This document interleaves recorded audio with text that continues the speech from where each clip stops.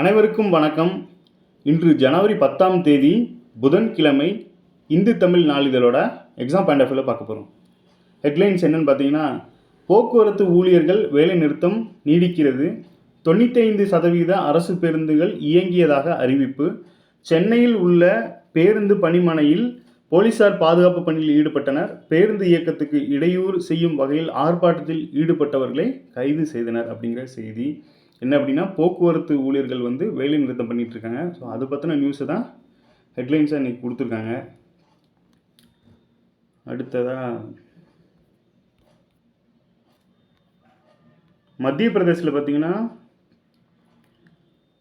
ஓம்காரேஸ்வரர் அணை அருகே பார்த்தீங்கன்னா நர்மதை நதியில் 3950 கோடி செலவில் மிதக்கும் சோலார் மின் உற்பத்தி நிலையம் அமைக்கப்பட்டிருக்கு.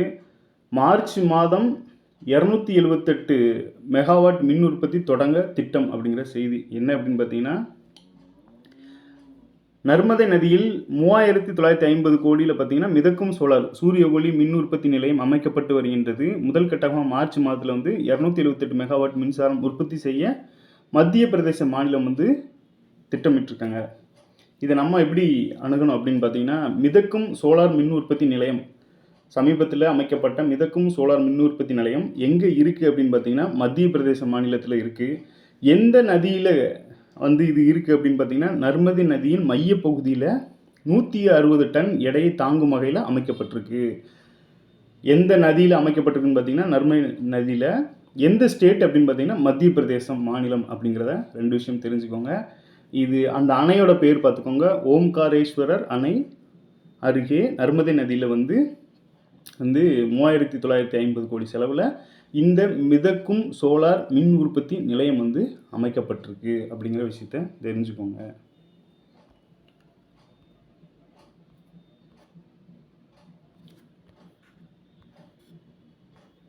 இன்னைக்கு பொன்மொழிகளில் கொடுத்துருக்காங்க. என்ன அப்படின்னா,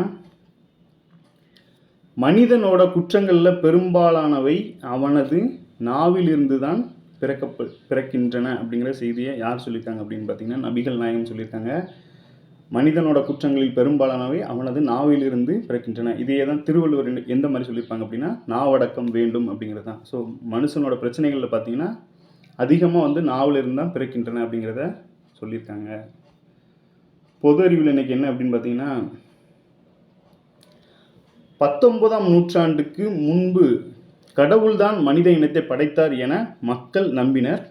பிரிட்டன் இயற்பியலாளர் சார்லஸ் டார்வின் தான் எந்த இனம் சூழலுக்கு ஏற்ப தன்னை மாற்றிக்கொள்கிறதோ அந்த இனம் உயிர் வாழ முடியும் அப்படிங்கிறத சொல்லியிருக்காங்க. தன்னை மாற்றிக்கொள்ளாத இனம் அழிந்துவிடும், மனித இனம் குரங்கில் இருந்து உருவானது என்ற கருத்தை ஆதாரம் மூலம் விளக்கினார். இந்த கோட்பாடு டார்வினிசம் அப்படின்னு சொல்லி அழைக்கப்படுது. ஸோ என்ன அப்படின்னா, 19ஆம் நூற்றாண்டுக்கு முன்பு வரைக்கும் பார்த்தீங்கன்னா கடவுள் தான் மனுஷனை படைச்சார் அப்படின்னு சொல்லி மக்கள் நம்பிட்டு இருந்தாங்க. இந்த நிலைமையில் பிரிட்டனோட இயற்பியலாளர் சார்லஸ் டார்வின் தான்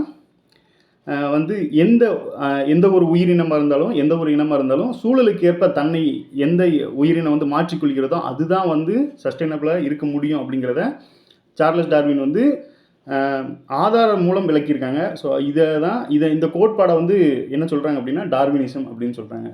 சார்லஸ் டார்வின் பற்றி நம்ம ஸ்கூல்லேயே சயின்ஸ் புக்லேயே பார்த்துருப்போம். ஸோ இருந்தாலும் ஒருக்க இது மாதிரி ரீகால் பண்ணிக்கலாம்.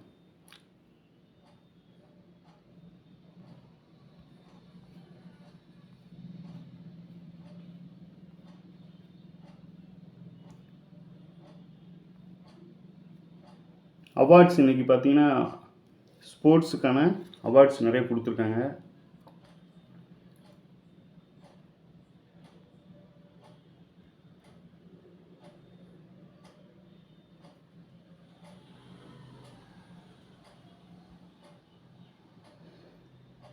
விளையாட்டுத்துறையில் சிறந்த பங்களிப்பை அளித்து வரும் வீரர்கள் வீராங்கனைகளை கௌரவிக்கும் வகையில் ஆண்டுதோறும் மத்திய அரசு அர்ஜுனா விருது, கேல் ரத்னா விருது, துரோணாச்சாரியா விருது, வாழ்நாள் சாதனையாளருக்கான மேஜர் தயான் சந்த் விருது ஆகியவற்றை வழங்கி வருகிறது. இந்த வகையில் 2023ஆம் ஆண்டு விருதுக்கான பட்டியல் கடந்த டிசம்பர் 20ஆம் தேதி அறிவிக்கப்பட்டிருந்தது. இந்நிலையில் பார்த்தீங்கன்னா விருது வழங்கும் விழா குடியரசுத் தலைவர் மாளிகை ராஷ்டிரபதி பவனில் பார்த்தீங்கன்னா நேற்று நடைபெற்றது. விழாவில் குடியரசுத் தலைவர் திரௌபதி முர்மு கலந்து கொண்டு விருதுகளை வழங்கியிருக்காங்க. இதில் விருதுகளோட விவரம் கொடுத்துருக்காங்க. என்ன அப்படின்னு பார்த்தீங்கன்னா, மேஜர் தயான்சந்த் கேல் ரத்னா விருது. மேஜர் தயான்சந்த் கேல் ரத்னா விருது யாருக்கெல்லாம் கொடுத்துருக்காங்க அப்படின்னு பார்த்தீங்கன்னா, ஷீராக் ஷெட்டி, சாட்விக் சாய்ராஜ் ராங்கி ரெட்டி அப்படிங்கிறவங்க 2 பேருக்கும். 2 பேருமே எந்த துறையை சார்ந்தவங்க அப்படின்னு பார்த்தீங்கன்னா, விளையாட்டுத்துறையில் பேட்மிண்டன் கேமை சேர்ந்தவங்க.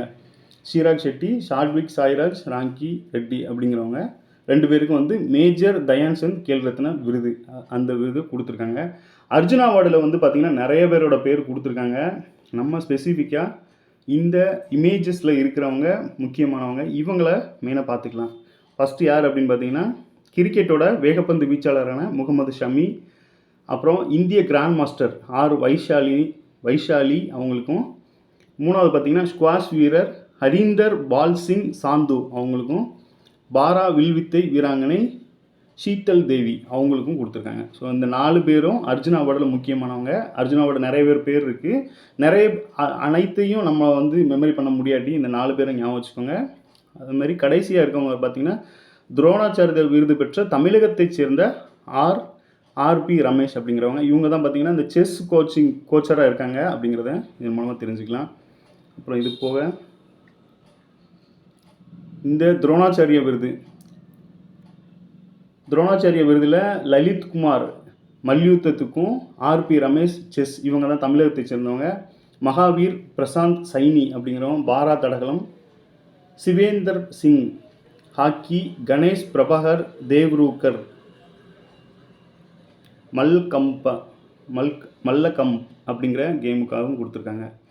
அப்புறம் துரோணாச்சாரிய விருது, இது வந்து வாழ்நாள் சாதனையாளர் பிரிவில், துரோணாச்சாரிய விருதிலே வாழ்நாள் சாதனையாளர் பிரிவில் பார்த்திங்கன்னா, ஜஸ்கிரத் சிங் கிரவால் கோல்ஃப் விளையாட்டுக்கும், பாஸ்கரன் கபடி விளையாட்டுக்கும், ஜெயந்தர் குமார் புஷிலால் அப்படிங்கிறவங்களுக்கு டேபிள் டென்னிஸ்க்கும் கொடுத்துருக்காங்க.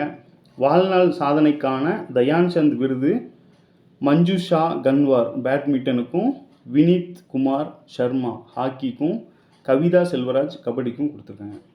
ஸோ இதெல்லாம் நோட் பண்ணிக்கோங்க.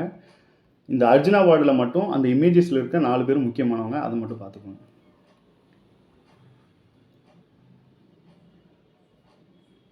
நன்றி. மீண்டும் நாளை சந்திப்போம்.